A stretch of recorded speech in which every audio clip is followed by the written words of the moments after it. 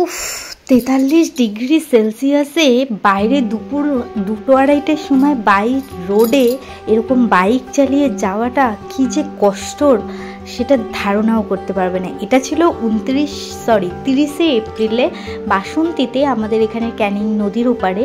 আমার 3টে party makeup ছিল, তো তার জন্য আমাকে বেরিয়ে যেতে হয়েছিল। আর অবভিয়াসলি হাজব্যান্ড আমাকে এত গরমে একা ছাড়বেই না, তাই ও আমাকে নিয়ে গেছিলো। আমরা কিছু দূর যাওয়ার পরে দেখলাম আমরা জল নিই, তারপরে একটা বড় 2 লিটারের জল নিয়ে নিলাম। জলটা নিয়ে আমরা ভালো করে মুখ ঢেকে আমরা রওনা দিয়েছিলাম গঞ্জস, কিন্তু অনেকটাই দূর ছিল। হ্যাঁ, তো আমাদের তো রাস্তায় কোনো জনপ্রাণী নেই, আমরা ওইভাবেই চলতে আছি।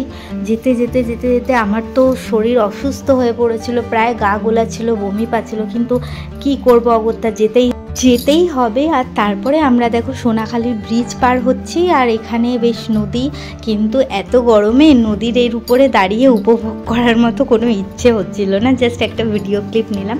তারপর পরপর দেখো আমি মেকওভারগুলো তোমাদের সাথে শেয়ার করলাম, যে 3টে লুকস হয়েছিল তোমাদের সাথে আমি ছোট্ট একটু ভিডিও শেয়ার করে নিচ্ছি।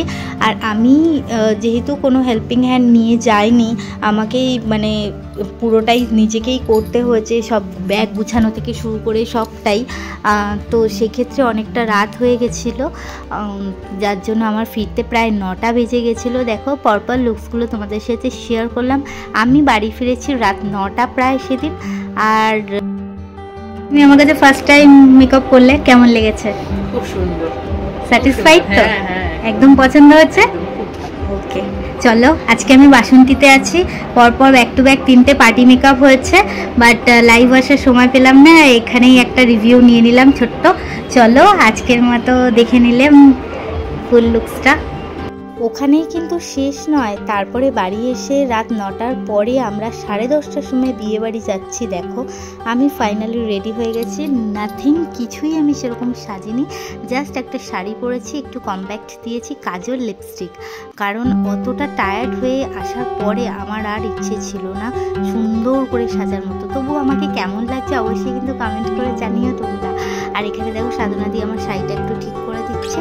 আর আমরা এই যে বিয়ে বাড়িতে এন্ট্রি, ওর পাপা ওকে নিয়ে যাচ্ছে। মনাকে বিয়ে বাড়িতে নিয়ে যাওয়ার একটাই কারণ সারাদিন ও আমাকে পায়নি, আর আমাকে ছাড়া ও আর থাকতে চাইছিল না। এখানে দেখো এই যে বউয়ের একটা ভিডিও ক্লিপ নিলাম, আর আমরা এখানে মনা দেখো ওর ঘুম এসে গেছে প্রায়। তারপরে এখানে নানান রকম স্টল বসেছিল, গরমের মধ্যে আইসক্রিমটা তো ভীষণই জরুরি, তো আইসক্রিম নিয়ে নিলাম। আর তারপরে তো মনার ঘুম তো মুড়ে গেছে, ও এখানে রীতিমতো শুরু করে দিয়েছে বদমাশি। এখানে গানমিজিকেও একটু নিয়ে নিলাম।